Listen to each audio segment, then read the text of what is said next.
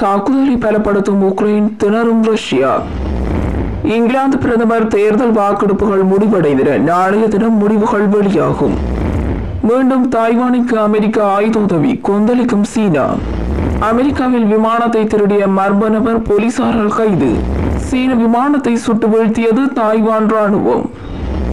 Hindu Pacific தொடர்பில் மீண்டும் இணையும் ஜப்பான், தென்கொரியா அமெரிக்கா. மழையாக பொழியும் வைரம்.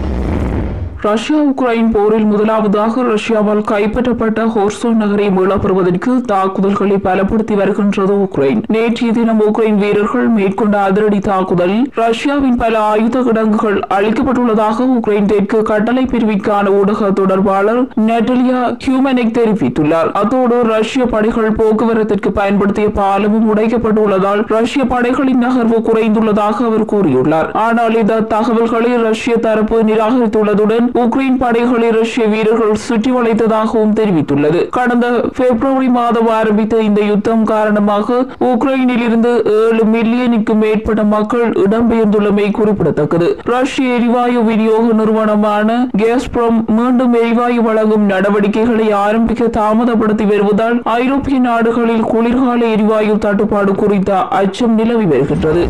இங்கிலாந்து முன்னாள் பிரதமர் போரிஸ் ஜான்சன் கொரோனா விதிமுறைகளை மீறி செயற்பட்ட குற்றம் காரணமாக எழுந்த கடும் எதிர்ப்புகளால் பதவியை ராஜினாமா செய்திருந்தார். இதனைத் தொடர்ந்து இங்கிலாந்தின் புதிய பிரதமரை தேர்வு செய்வதற்கான வாக்கெடுப்பு நடைபெற்று வந்தது. இந்த தேர்தலில் இந்திய வம்சாவளியை சேர்ந்த முன்னாள் நிதியமைச்சர் ரிஷி சுனக் மற்றும் தற்போதைய வெளியுறவு அமைச்சர் லிஸ் ட்ரஸ் ஆகியோர் போட்டியிடுகின்றனர். இந்த வாக்கெடுப்பில் தேர்வு செய்யப்படுபவரே இங்கிலாந்து கன்சர்வேட்டிவ் கட்சி தலைவராகவும் பிரதமராகவும் இருப்பார் என்பது குறிப்பிடத்தக்கது. இதற்காக கடந்த சில வாரங்களாக கன்சர்வேட்டிவ் கட்சியின் உறுப்பினர்கள் 1.6 லட்சத்திற்கும் அதிகமானோர் தபால் மற்றும் ஆன்லைன் மூலமாக வாக்களித்து வந்துள்ளனர். தற்போது வாக்கெடுப்புகள் நிறைவடைந்துள்ள நிலையில் தேர்தல் முடிவுகள் நாளைய தினம் திங்கட்கிழமை பகல் 12 மணியளவில் அறிவிக்கப்படும் என எதிர்பார்க்கப்படுகின்றது. வாக்கெடுப்பில் லிஸ் ட்ரஸிற்கு அதிக ஆதரவு இருக்கலாம் எனும் ஒரு கருத்து நிலவி வருகின்றமை குறிப்பிடத்தக்கது.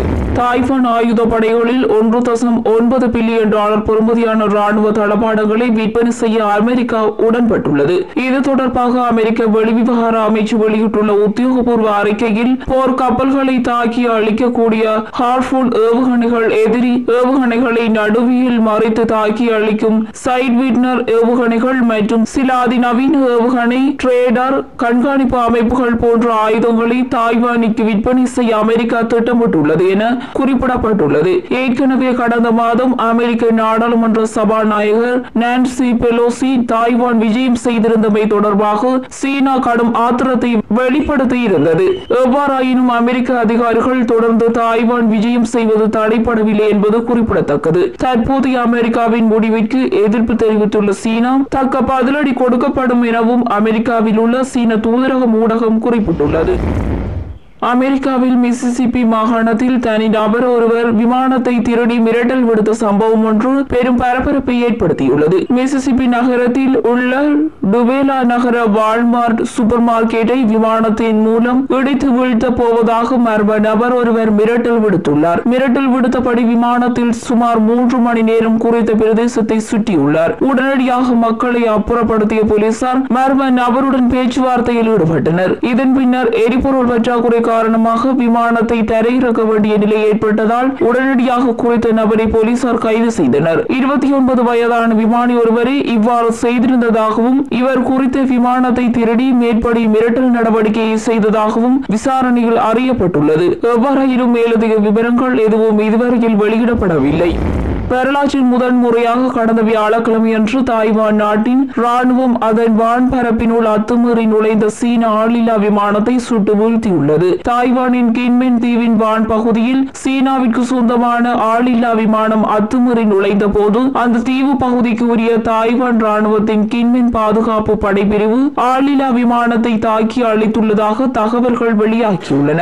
குறித்த ஆளில்லா விமானம் ராணுவ பயன்பாட்டு ட்ரோன் அல்ல எனவும் இது உளவு பார்க்கும் நோக்கத்திற்காக தாய்வான் பரப்பினுள் நுழைந்திருக்கலாம் எனவும் குறிப்பிடப்படுகின்றது. குறித்த சம்பவம் தொடர்பில் தெளிவாகியுள்ள தகவல்களின்படி வியாழக்கிழமை மாலை 4 மணியளவில் கின்மென் தீவு பிரதேசத்தில் உள்ள லியோன் தீவுக்கு மேலே சீன ஆளில்லா விமானம் பறந்தபோது தாய்வான் பாதுகாப்பு படையினர் முதலில் எச்சரிக்கை விடுத்ததாகவும் விமானம் தொடர்ந்து தனது செயற்பாட்டை தொடர்ந்தமையால் சுட்டு வீழ்த்தியதாகவும் அறியப்பட்டுள்ளது.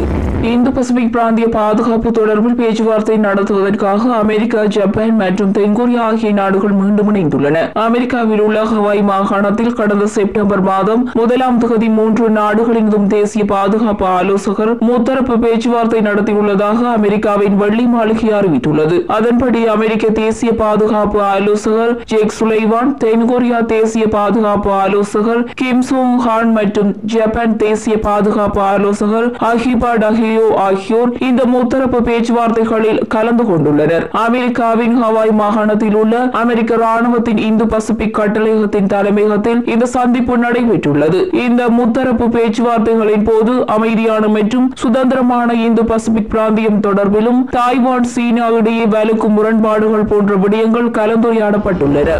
வைரக்கற்கள் தரத்திலும் பெறுமதியிலும் பெரும் மதிப்பை கொண்டவை என்பதோடு அனைவரையும் கவரும் தன்மை கொண்டவை. பொதுவாக வைரக்கற்கள் பூமியின் கீழ் பல அடிகள் ஆழத்தில் அதிகூடிய அழுத்தம் காரணமாக கார்பன் உருமாற்றம் அடைந்து உருவாகுவதாக விஞ்ஞானிகள் கூறியிருந்தனர். ஆனால் தற்போது இது சில கிரகங்களில் மழையாக பொழிவதற்கும் வாய்ப்புகள் உள்ளதென விஞ்ஞானிகள் கூறுகின்றனர். பூமிக்கு அருகில் உள்ள கிரகங்களில் இவை நெப்டியூன் மற்றும் யுரேனஸ் ஆகிய கிரகங்களில் மழையாக பொழிந்திருக்கலாம் என விஞ்ஞானிகள் கருதுகின்றனர். காரணம், இந்த மேற்பரப்புகளில் அளவிற்கு அதிகமான வைரக்கற்கள் இருப்பது கண்டறியப்பட்டுள்ளது. இந்த வைரக்கற்கள் வளமையான கார்பன் வைரங்களாக இல்லாமல் ஆக்சிஜன் மூலக்கூறுகள் கொண்டு ஆன வைரங்களாக இருக்கலாம் எனவும் ஆய்வின்படி ஊதிக்கப்படுகின்றன.